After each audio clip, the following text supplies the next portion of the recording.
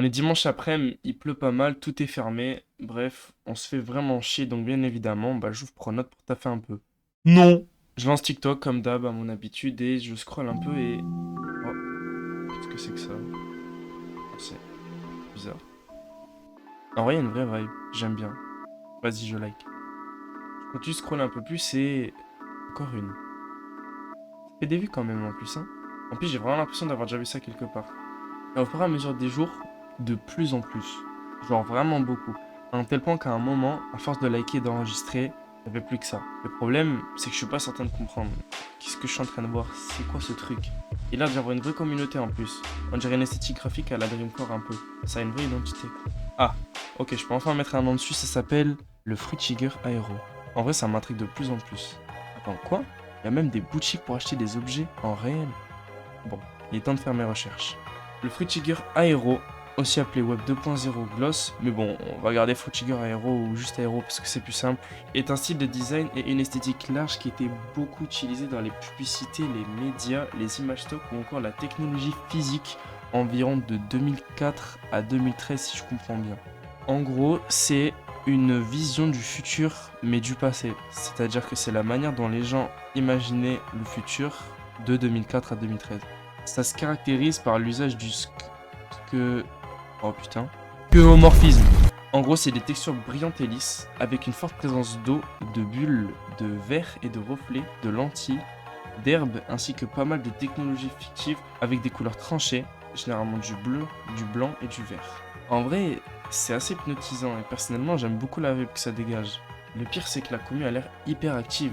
Par exemple, on peut facilement trouver des serveurs Discord entièrement dédiés à ça. Là, par exemple, je suis tombé sur ce compte TikTok. En gros, c'est un mec qui s'est carrément mis la mission de créer un jeu dans le style Fruitiger Aero. Et en vrai, je trouve qu'il a assez bien réussi à retranscrire l'esthétique. C'est vraiment pas mal et l'ambiance, elle est vraiment bien. Bon, on n'en est qu'à la bêta. J'ai hâte de voir comment il va l'améliorer. N'hésitez pas à rejoindre son serveur Discord d'ailleurs et son TikTok. Tout est dans la bio. Les personnes nées entre 2000 et 2005 à peu près s'en souviendront sûrement, mais à un moment cette esthétique, elle était très présente et c'est peut-être pour ça que je m'en souviens un petit peu et que j'ai l'impression d'avoir déjà vu ça quelque part. Par exemple, le style du bureau et d'icônes de Windows XP et Windows 7 sont dans l'esthétique Fruitiger Aero. Le truc que j'ai compris en faisant mes recherches ensuite, c'est que j'étais tombé sur un bon petit rabbit hole. J'explique. Le Fruitiger Aero, c'est qu'une sous-partie de ce qu'on appelle la Fruitiger Family. C'est en gros l'ensemble de toutes les esthétiques de cette période.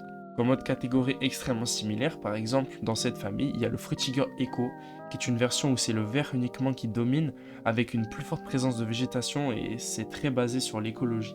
Il y a aussi le Dark Aero qui, comme son nom l'indique, est plus sombre avec la forte dominance de formes géométriques noires et de lumière verte. C'est notamment cette branche qui a beaucoup été utilisée par Xbox par exemple. Pour continuer, le Dorphic, qui est une version du Fruitiger Aero plus technologique avec la dominance cette fois de orange et de blanc. Le Fruitiger Aurora avec des designs plus vite et abstraits qui, comme son nom l'indique, rappellent les aurores boréales. Le Helvetica Aqua Aero, qui est un style plus aquatique mais semblable au Fruitiger Aero, avec notamment la présence d'océans et de pas mal de poissons, de corail et tout ce que tu peux trouver sous l'eau. Et enfin le Fruitiger Metro, une version plus plate et plus cartoonesque, extrêmement diversifiée en couleurs et en motifs. On peut aussi citer certains styles qui sont bien plus niches et précis, comme par exemple les Fruitiger Fruit, nés de l'étrange envie de croquer un objet transparent et mou. On ne juge pas, s'il vous plaît, chacun son truc, hein, mais bref. Ou encore la Clean Core, un Fruitiger Aero dirigé sur les objets propres et nettoyants, qui est censé vous laver le cerveau, si j'ai bien compris. Perso, j'aime pas du tout. Plus je regarde des vidéos Clean Core, et plus j'ai l'impression qu'on est en train de me verser du dissolvant dans le cerveau et que mes yeux brûlent.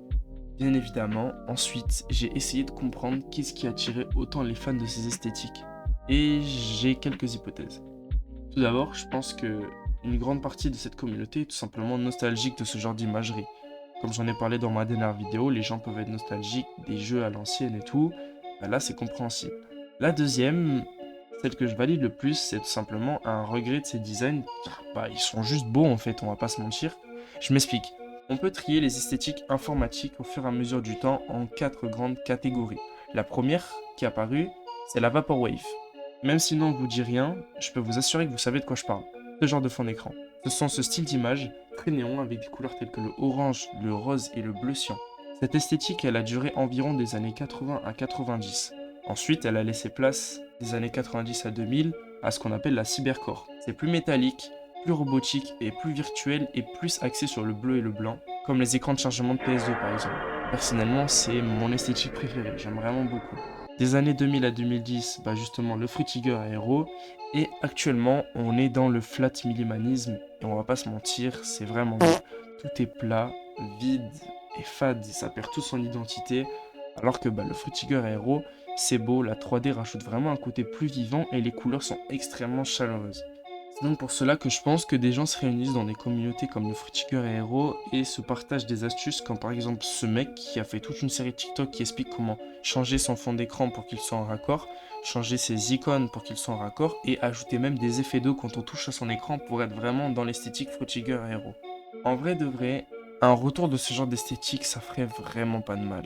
Comme toute mode, elle va sûrement changer et je serais curieux de voir si on assistera à soit un retour d'ancienne esthétique, soit à la création d'une nouvelle et j'espère qu'il sera plus chaleureuse et un peu plus vivante que le flat minimalisme parce que tout perd vraiment sa saveur.